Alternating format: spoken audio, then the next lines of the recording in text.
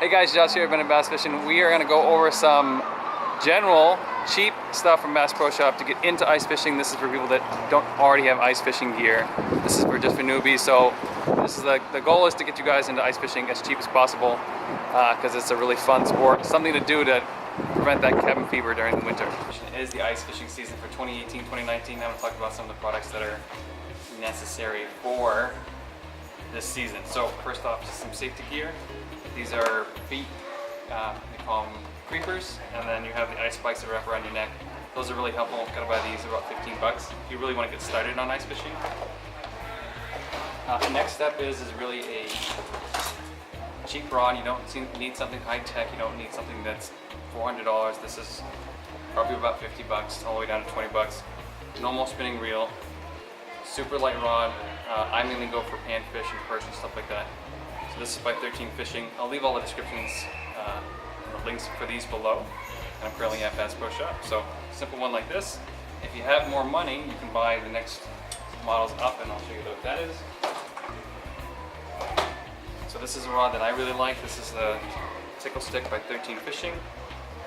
And one of their reels is the Ghost Free Fall. I really like center pin reels. They are simple and easy to use. They don't get line wrapped as much, especially when you're jigging something that spins. And an alternative to this $70 reel is this $20 reel. They work just the same. The drag systems are a little bit better.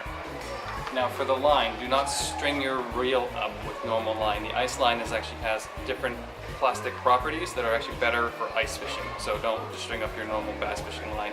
Make sure you use ice line. It works better for the cold water. I like trying. So I like to use Bivots. These are one by Dave Gens and Scandia. They're all tungsten, they're little tiny Bivots. Usually you have to break the glue out of the eyelets. Tie these on there with a normal clinch knot or a polymer knot if you can. Drop those down with live bait if you can. If not, use soft plastics, and I'll put a link in the description below for all of these as well. These are my favorites. So, and then another necessity is a ice skimmer, so you don't get your hands wet, so this scoops the ice out of the hole. And one, if you're going to be jigging all day, is a bucket with a seat cover. I used to use one upside down, it was not comfortable, so this is like 15 bucks a clam. So I actually couldn't find any good augers at Bass Pro Shop. So these are not good because they don't have a center point, and I'll put a link in the description for a better one. This one didn't have a center point. So I'm talking about just hand augers. There is the K-drill, which has a center point, but they're very expensive, and you need a expensive drill to run it, basically. And if you have more money, you can spend money on a flasher. So there's lots of different brands here: Vexilar, Genspec, Humminbird Ice, and Markham. There's a bunch of different brands. I like Humminbird.